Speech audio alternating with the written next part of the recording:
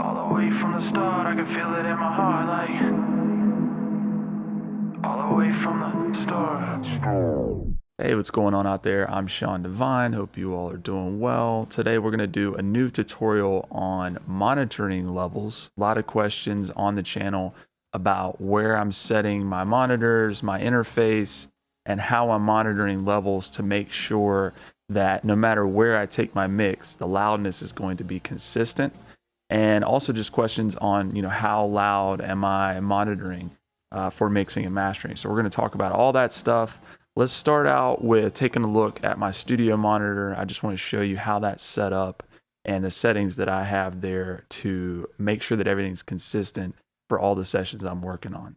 All right, so we've got my monitor turned around. This is my main speaker here. It's the Event 2030 three-way monitor. And you're going to notice that all of my settings are at 0. So this is the easiest, most consistent way to just make sure that everything's going to be the same in your mixing process. I leave the gain at 0. I don't adjust the high frequency shelf or the low frequency shelf because I want to get used to the way these monitors sound, and I'll get used to how they translate. If you start messing with the shelves there, you may find that you don't like it and you end up turning it back down, or maybe you try another setting and you're losing the consistency we need. So just set it and forget it. If you have some problems in your room and you're more familiar with setting high frequency and low frequency shelf, you can do so. But again, the best case is just to leave it as is, and we're going to get that consistency we need in terms of our levels. So now we're taking a look at the front of my audio interface, which is the RME UFX. You're going to see this volume control here, which is just setting the output level of the monitors themselves. So you see some readings over here on the main volume, and a lot of you are asking how loud am I monitoring for the majority of my mixing process. So I'm typically between minus 57 dB and minus 47 dB for the majority of the mixing stage. It's not that loud, but it's loud enough to where I can hear how the speakers are responding.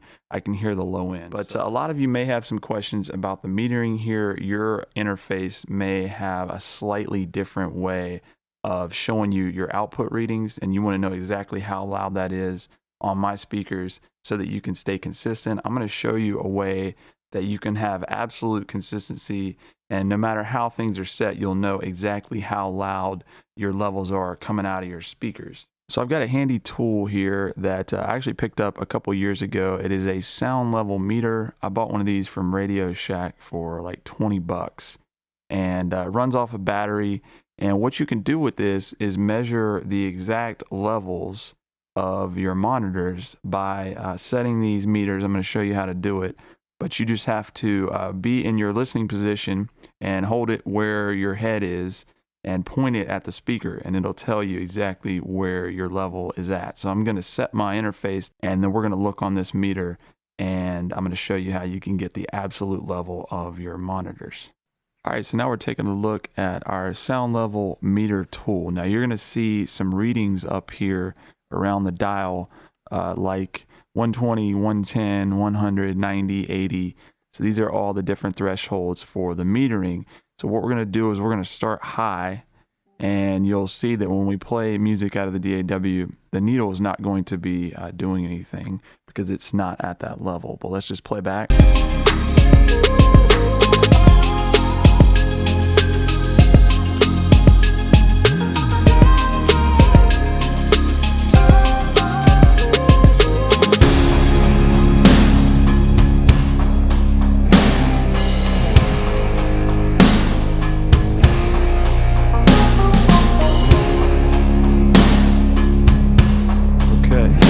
So right there, when I set it to 70, you can see that the needle started jumping. Again, I'm pointing this directly at the center of my studio monitor, and let's just see where the needle was measuring there.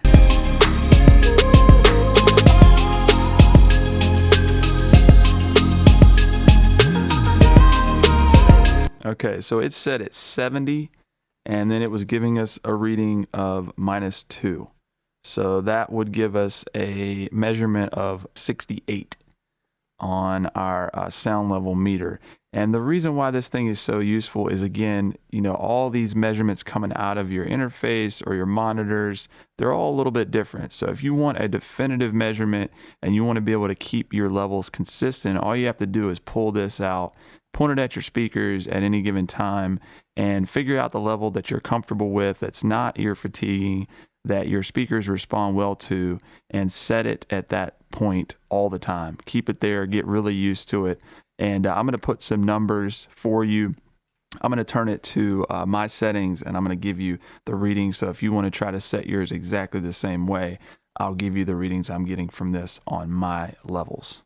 All right, y'all. So the last thing I want to talk about in regards to monitoring levels and just loudness, perceived loudness versus actual loudness, is once we get into the DAW, you want to make sure that you have some kind of metering on your master bus or your stereo output so that you know exactly where you are in terms of actual loudness. I'm not talking about how loud your monitoring setup is in your studio.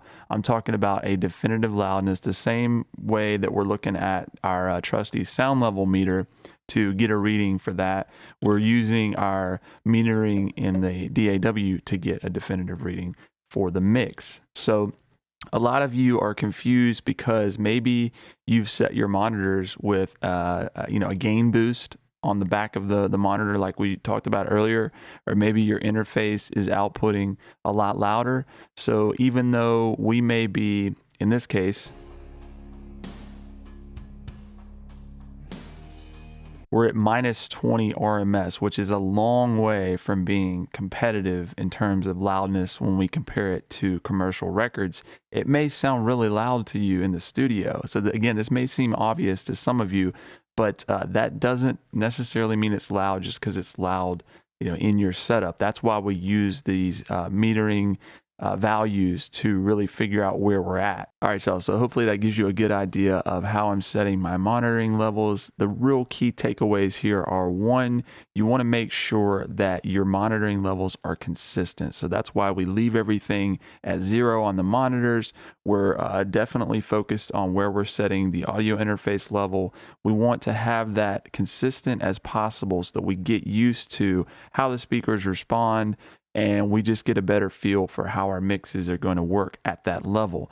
Now, you want to set it loud enough to where your monitors are going to portray the low end, some of those frequencies better, but you don't want to turn it up too loud to where you're damaging your hearing, possibly facing ear fatigue throughout your mixing. So set it and forget it. And again, using tools like the sound level meter, we can really get an idea of the actual loudness of our monitoring setup and get that reading. And if you're in a different environment, you go to a different studio, your friend's studio, you can set it to the same level just using a tool like this, so you can maintain that consistency and know that your ears are going to be used to that level. The other thing is that I want you to take away the difference between perceived loudness and actual loudness. So that may be an obvious concept to a lot of you, but I'm getting a lot of questions, a lot of you concerned on the channel. So when you're in the studio or you're monitoring, it sounds very loud to you, and then you take it to the car or you listen in your friend's setup, and your mix is very quiet when compared to commercial records. That's because you're not paying attention to our metering tools like RMS, like True Peak. So anyways, y'all, I hope this is helpful. If you have any questions or comments about setting your monitoring levels and getting the loudness to be consistent, feel free to leave them below. If you learned anything in this video, please like and subscribe, and we'll talk to you soon. You're not just a number, not your enemy. You once would have faded, but it's not the old me.